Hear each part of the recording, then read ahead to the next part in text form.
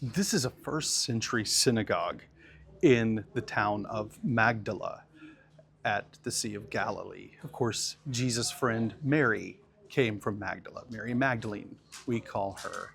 Now, this site is very interesting because it was covered over in the first century.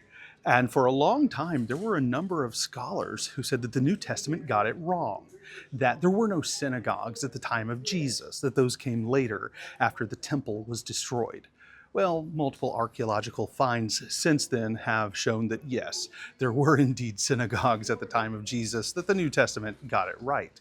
Now, the Bible tells us that Jesus taught in the synagogues of Galilee. He went all over Galilee teaching. Now, Galilee is a very small region.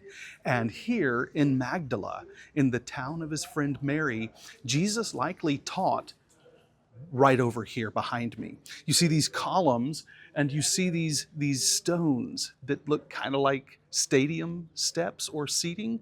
Well, that's what that is. You can sit on these large basalt stones, or you can stand behind them on these mosaic floors, and these columns would have gone up and held up the ceiling.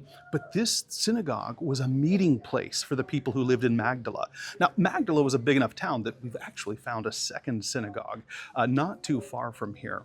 But it's very likely that Jesus taught in this very synagogue, standing in that very place, that the creator of all things manifested himself here, and we can actually walk where Jesus himself walked.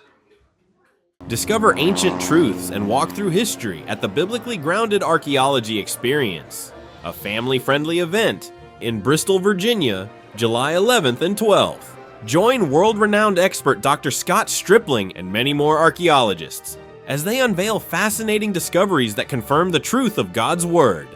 Dig deep, grow in faith, and bring the whole family to the Biblically Grounded Archaeology Experience, where the past speaks to the present.